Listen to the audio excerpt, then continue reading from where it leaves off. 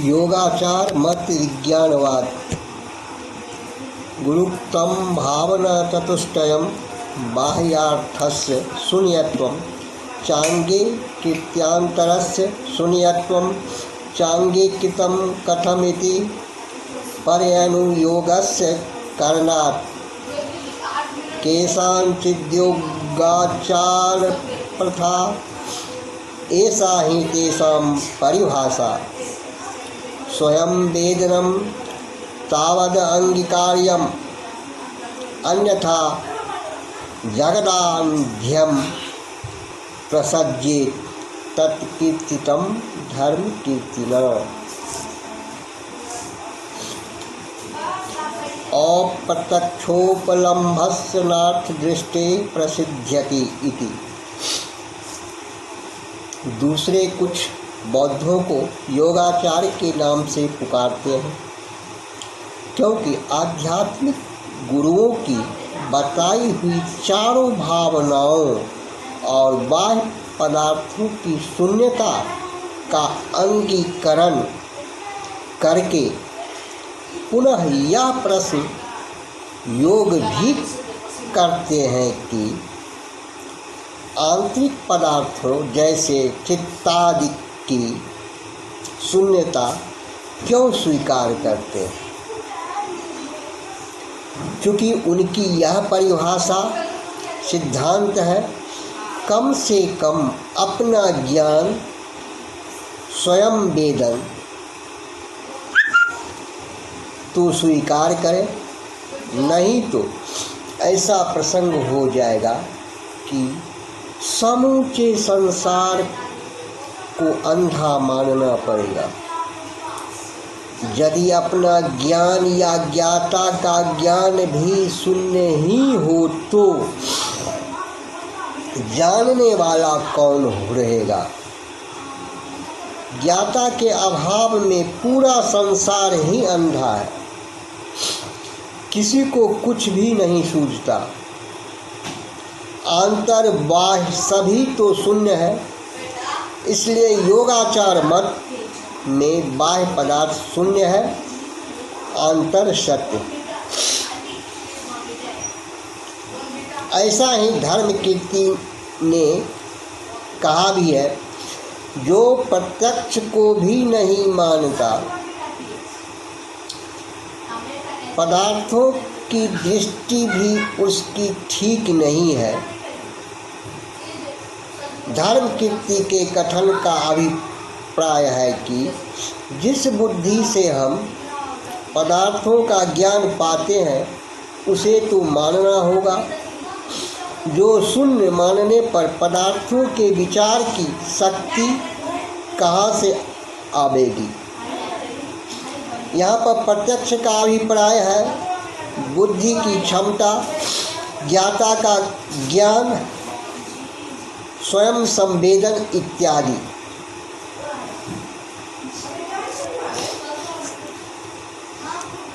विशेष योगाचार का दूसरा नाम विज्ञानवाद है।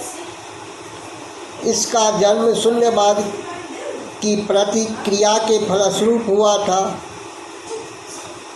माध्यमिकों के अनुसार समस्त संसार असत्य प्रतीत होता है, किंतु इसका कहना है कि जिस बुद्धि से यह प्रतीत होता है उसे तो सत्य माने। अतएव बुद्धि, चित्त, मन या विज्ञान ही एकमात्र सत्य पदार्थ है। विज्ञान को मानने से ही इसका नाम विज्ञानवाद है।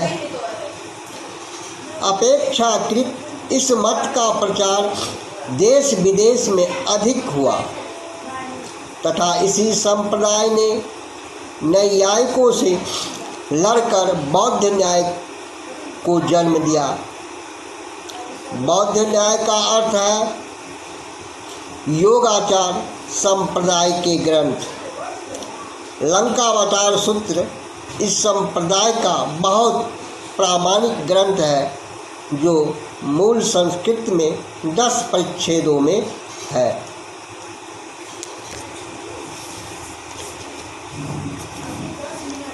इस संप्रदाय के प्रमुख आचार्य हैं मैत्रेयनाथ,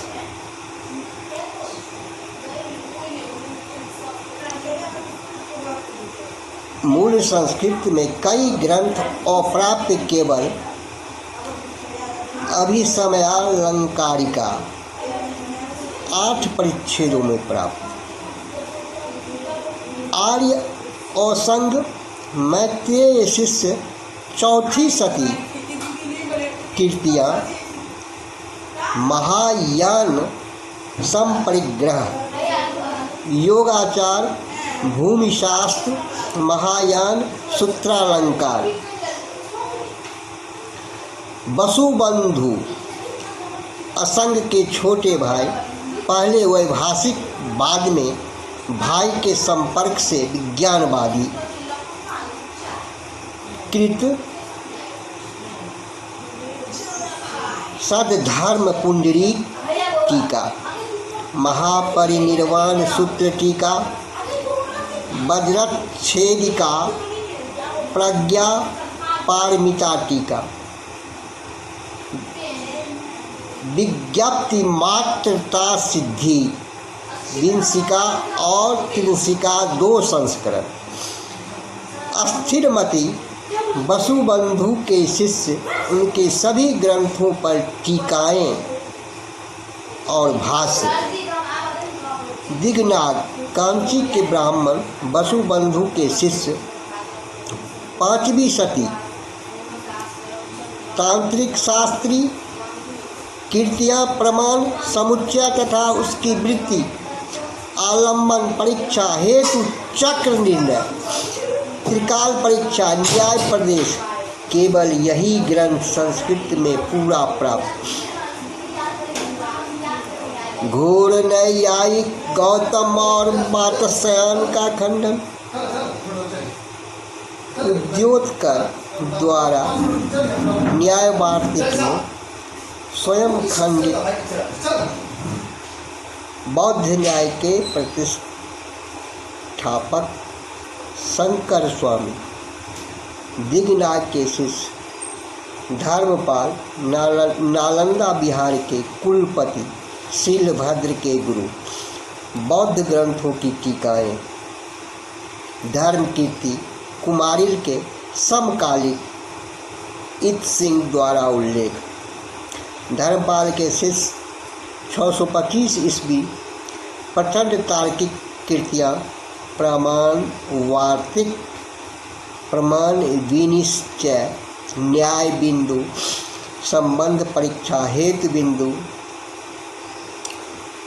वाद न्याय, संतानांतर सिद्धि।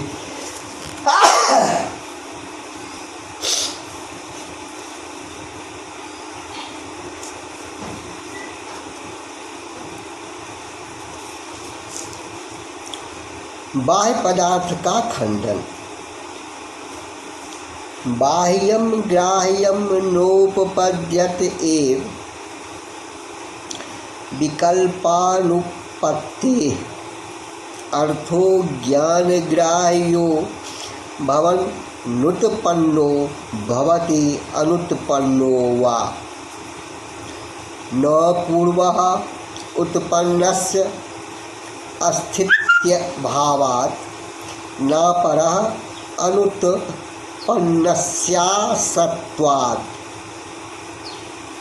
अथ मन्येथाः अतीत एवार्थो ज्ञान ग्राह्यस्तज्जनकत्वादीति तदपि बालभाषितं वर्तमान तावाभास विरोधात् इंद्रियादेरपि ज्ञानजनकत्वेन ग्राह्यत्व प्रसंगाच्च। माध्यमिकों की तरह यह तो हम मानते ही हैं कि बाह्य ग्राह्य प्रत्यक्षीकरणीय सत्य के रूप में सिद्ध नहीं ही होता, बाह्य पदार्थ को असत्य तो हम भी मानते हैं। कारण यह है कि इसके विषय में दिए गए दोनों विकल्प असिद्ध हो जाते हैं। वे हैं घटादि पदार्थ ज्ञान के द्वारा ग्राह्य है। तो हम पूछते हैं कि वह उत्पन्न होने के बाद ज्ञान ग्राह्य होता है या बिना उत्पन्न हुए ही? उत्पन्न होने के बाद वह ज्ञान ग्राह्य हो नहीं सकता। शब्द सह पहला विकल्प ठीक नहीं, क्योंकि उत्पन्न पदार्थ की स्थिति नहीं हो सकती। यदि कोई भी वस्तु उत्पन्न होने पर एक क्षण ही ठहर सकती है, दूसरे क्षण में उसका विनाश हो जाता है। उत्पत्ति वाले क्षण में तो ज्ञान द्वारा वह ग्राह्य नहीं है, क्योंकि पदार्थ की सत्ता का कारण ज्ञान ही है। कारण कार्य के पूर्व होता है, इसलिए ज्ञान अर्थ के पहले रहना चाहिए। दूसरा विकल्प भी संभव नहीं। बिना उत्पन्न हुए कोई पदार्थ ज्ञान ग्राह्य हो ही नहीं सकता, क्योंकि बिना उत्पन्न हुए किसी वस्तु की सत्ता ही नहीं होगी।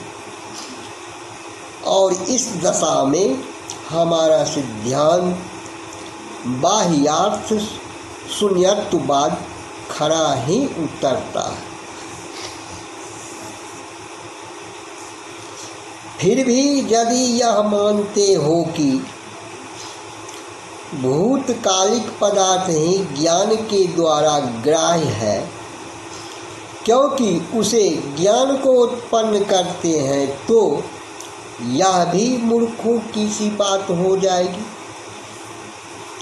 अभिप्राय यह है कि ज्ञान काल में अर्थ भले ही विद्यमान न हो, किंतु ज्ञानोत्पादन के संबंध में तो ज्ञान ग्राह्य हो सकता है। कारण यह है कि ऐसा मानने पर वस्तुओं के वर्तमान काल में प्रतीत का विरोध हो जाएगा।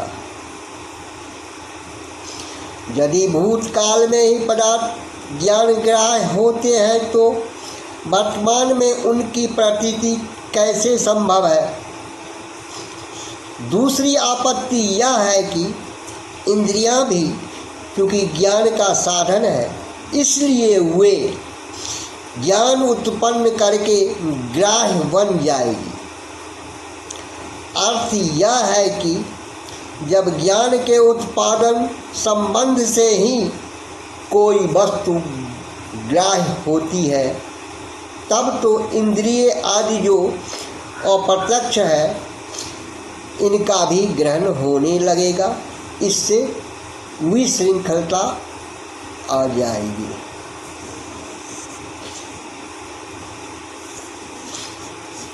किम च ग्राह्य किम प्रमाणुरूपो अर्थो अवयवीरूपो वा न चर्मः कृतस्नैक देश विकल्पादिना तन्निराकरणात् न प्रथमः अतीन्द्रियत्वात् खट्केन युग पद्योगस्य बाधकत्वाच्च यथोक्तम्। खट्केन युगपद्योगात् परमाणुः खडंसतता तेषामप्येकदेशत्वे पिण्डः स्यादणुमात्रकः इति। हम फिर पूछते हैं कि यह ग्राह्य अर्थ परमाणु के रूप में है या अंग प्रत्यंग से युक्त कोई शरीरी है, दूसरा अशरीरधारी का विकल्प हो नहीं सकता, क्योंकि पूरे में ग्राह्य है या एक भाग में। इस प्रकार के विकल्पादि लगाकर उसका निराकर कर सकते हैं। अवयवी के रूप में घटादि कीटस्न या पूर्ण रूप में ज्ञान ग्राह्य है कि उसका एक भाग ज्ञान ग्राह्य होता है। पहला विकल्प संभव नहीं, क्योंकि पूर्ण रूप का इंद्रिय से संबंध हो नहीं सकता। दूसरा विकल्प भी असंभव है, क्योंकि एक भाग को हम घट नहीं कह सकते, तो फिर अवयवी घटादि ज्ञान ग्राह्य कैसे होगा।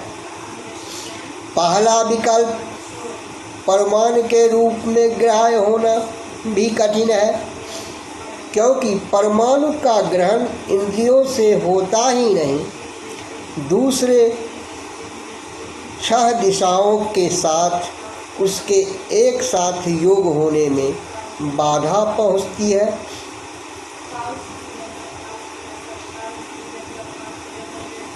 छह दिशाएं हैं, पूर्व, दक्षिण, पश्चिम, उत्तर, ऊपर और नीचे। परमाणु चूंकि निरवयव है, इसलिए इन छहों के साथ परमाणु का एक साथ युगपत संबंध नहीं हो सकता।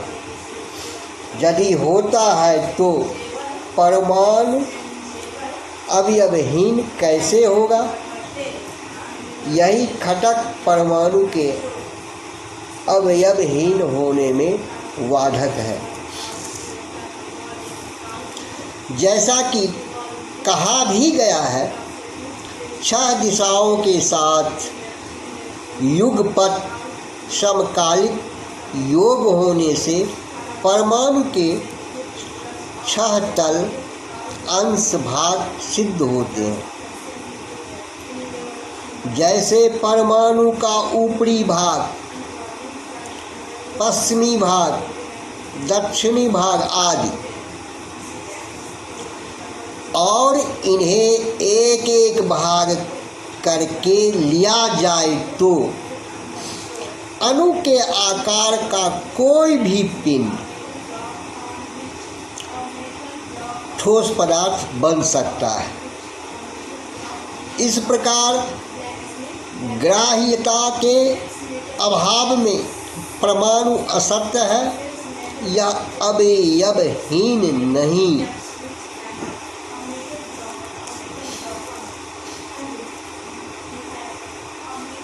बुद्धि का स्वयं प्रकाशित होना।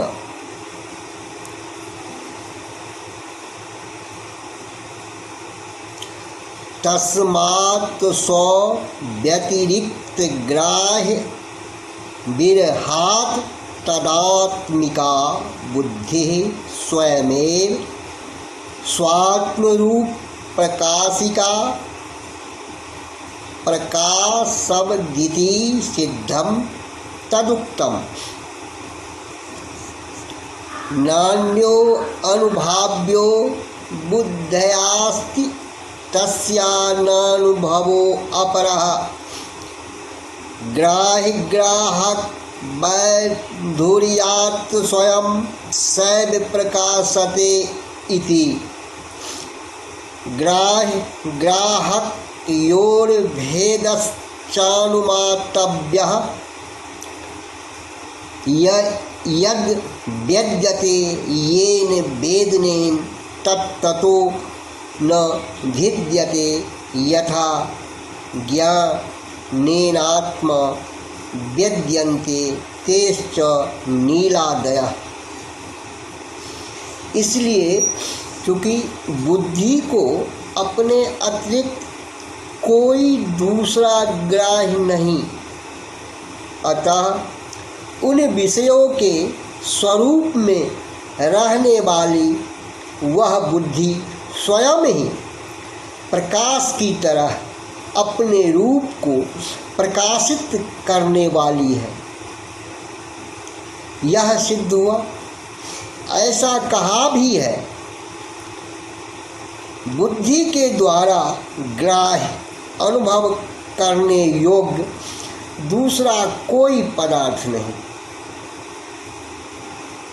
बुद्धि के द्वारा स्वयं बुद्धि ही ग्राह्य, दूसरी चीजें नहीं। बुद्धि किसी दूसरे पदार्थ को विषय नहीं बनाती, न तो उससे बढ़कर कोई अनुभव ही है। इसलिए बुद्धि के अलावे बाहर किसी भी ग्राह्य और ग्राहक के अभाव के कारण वह अपने आप ही प्रकाशित होती है। प्रकाश तो अपने आप को प्रकाशित करके संसार के अन्य पदार्थों को भी प्रकाशित करता है, किंतु बुद्धि केवल अपने को प्रकाशित करती है, बाह्य अर्थों को नहीं। ग्राह्य और ग्राहक में भेद नहीं है, यह अनुमान कर लें। जिस वेदन ज्ञान से जिसको जाना जाता है वह उससे भिन्न नहीं है। ज्ञान और ज्ञान वस्तु में अंतर नहीं है। जैसे ज्ञान से आत्मा पृथक नहीं है, ज्ञान से आत्मा को जानते हैं, इसलिए वह आत्मा और ज्ञान एक ही है। अद्वैत वेदांतियों का अनुसरण करके यह दृष्टांत लिया गया है। उन ज्ञानों से ही नीलादि पदार्थों को जाना जाता है। क्षणिक पदार्थों का ज्ञान भी उसी से होता है।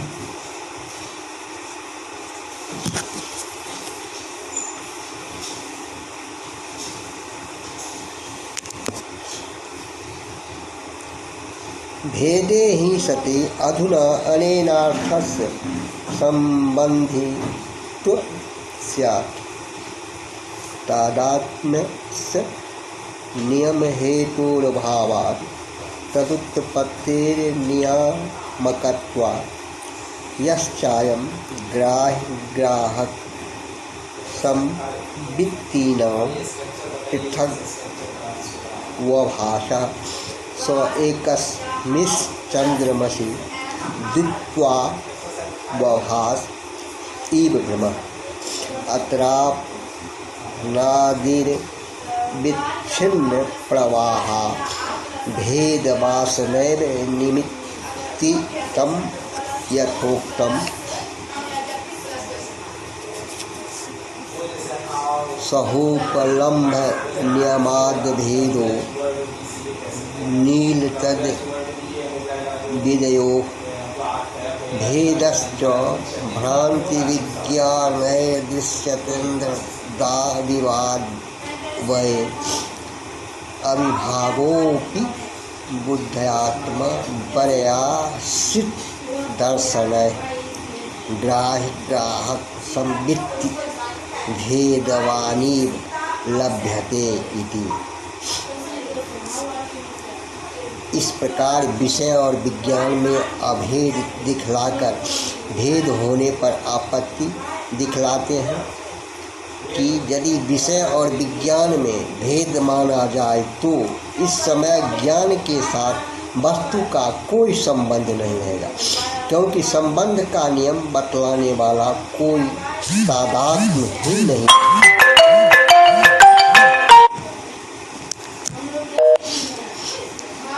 आशा यह है कि जब ज्ञान है तो विषय के साथ है।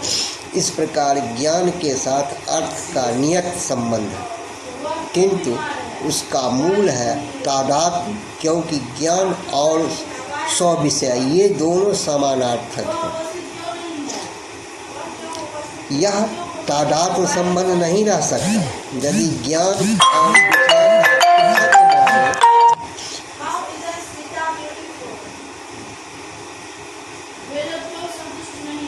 इस प्रकार संबंध का नियम असिद्ध हो जाएगा। इतना होने पर भी यदि भेद पक्ष में अर्थ का निमित्त ज्ञान को स्वीकार करें, तब तो विषय से उत्पन्न होने वाली ज्ञानोत्पत्ति ही संबंध बतला सकेगी। इसलिए फिर उत्तर देते हैं, दूसरे तदुत्पत्ति कार्य कारण भाव भी संबंध का नियमन नहीं कर सकते। ऐसी बात नहीं कि घट रूपी कार्य के साथ कुंभकार, चक्र, दंडादि कारणों का संबंध नित्य है। निष्कर्ष यह है कि तादात्म्य या तदुत्पत्ति किसी से भी विषय और विज्ञान में भेद सिद्ध करना कठिन है।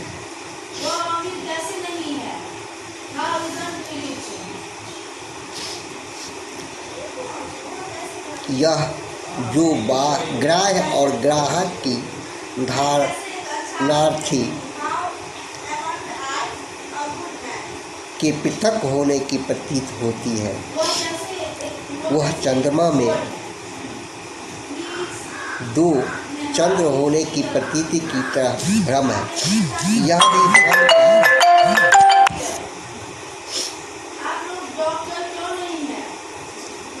यह भी भ्रम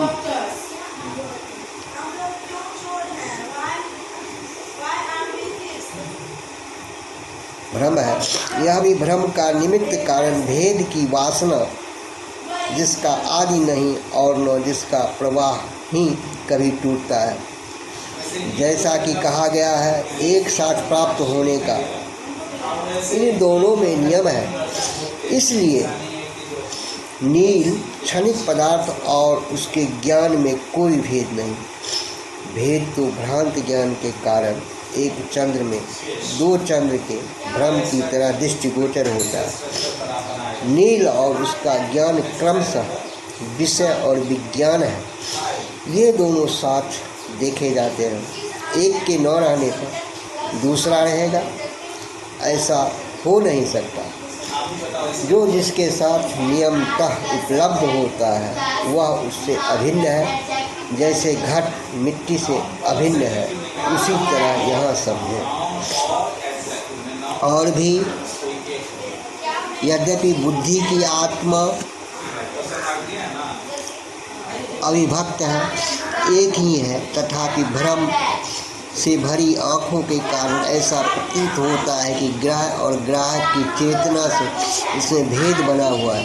बुद्धि एक है, पर अनादि भेद वासना से इसमें तीन भेद ज्ञेय, ज्ञाता और ज्ञान को स्पष्ट अवभाषित होते हैं।